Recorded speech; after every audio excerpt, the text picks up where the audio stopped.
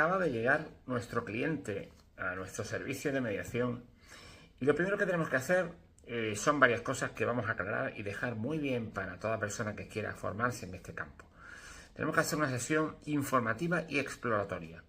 A ver de qué forma somos capaces de poder conseguir que, por un lado, en el momento en que nos conocen, van a enterarse de qué es lo que vamos a hacer, cuál es nuestro procedimiento, cuál es nuestro método de trabajo y, por otro lado, necesitamos informarnos de cuál es el conflicto que les ha traído ante nosotros. Aquí vamos a utilizar básicamente 3 técnicas que luego comentaré.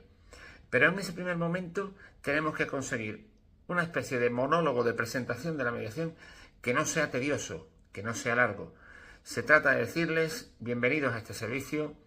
Mi misión va a ser intentar restablecer un poco la comunicación entre ustedes para conseguir que sean ustedes mismos los que puedan resolver o gestionar el conflicto que les ha traído aquí.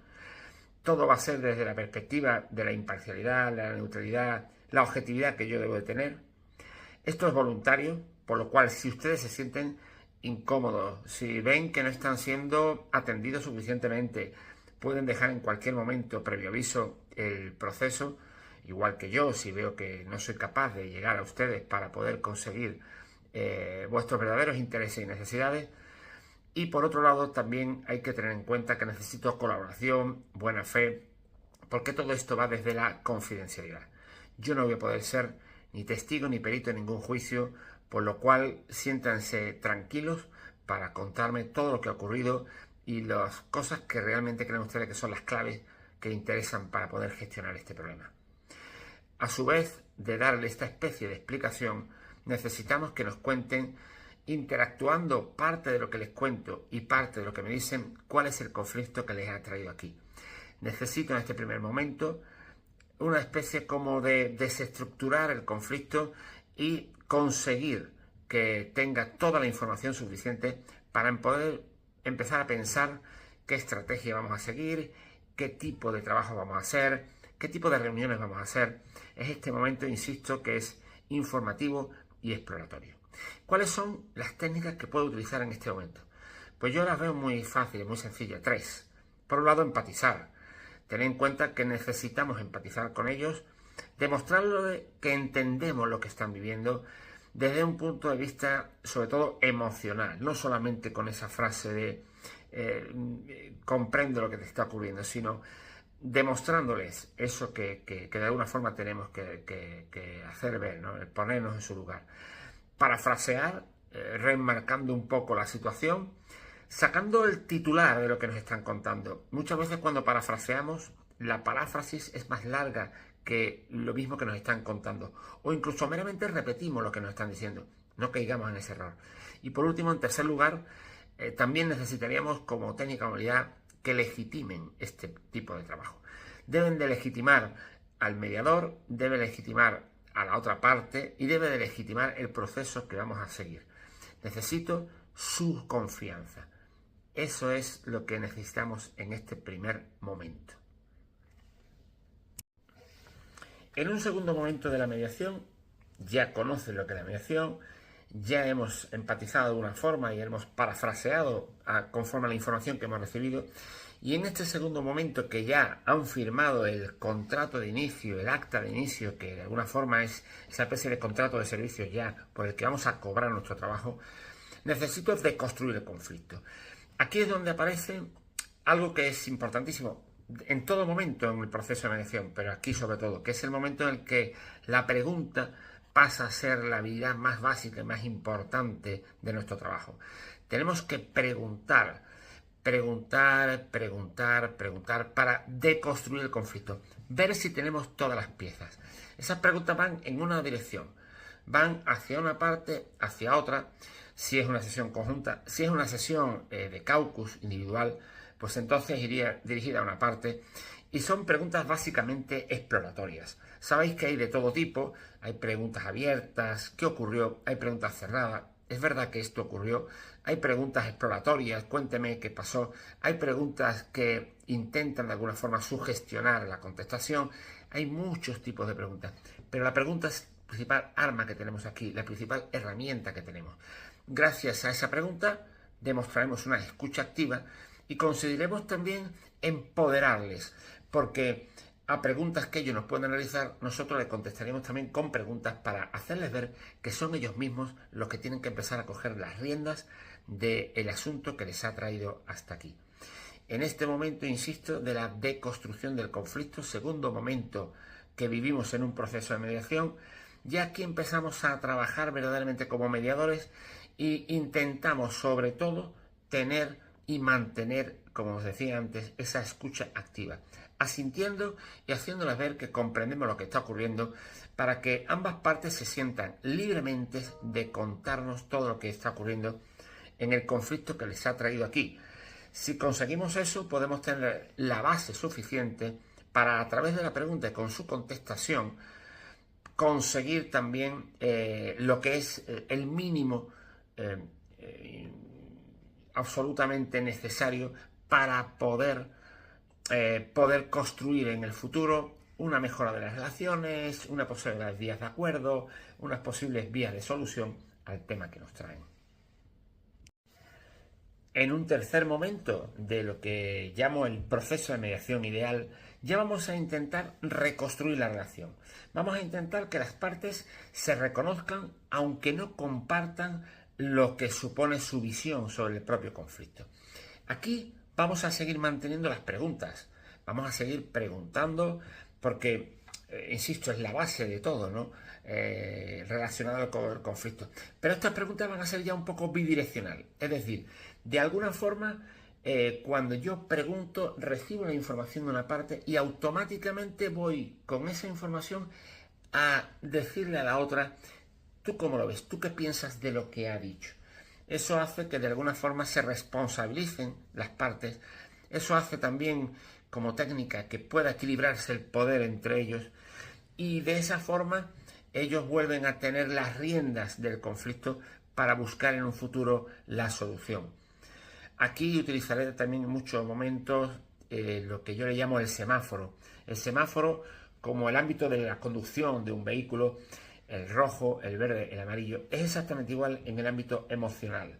Si yo encuentro que las partes, cuando estoy en esta tercera fase, tercer momento del proceso de la mediación, se encuentran bastante irascibles, se encuentran depresivas, se encuentran, quizás el semáforo esté en rojo y yo tenga que parar, tenga que oxigenar, tengo que hacer algún descanso, tenga que posponer reuniones, es decir, otro tipo de habilidades, utilizar el silencio.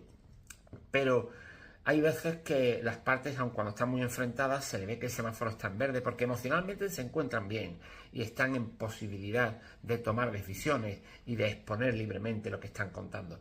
La clave estará cuando encontréis ese semáforo en amarillo, en ámbar, que no sabremos si parar o si seguir, si pedir la opinión de un experto o si intentar caucus reuniones individuales como otra técnica.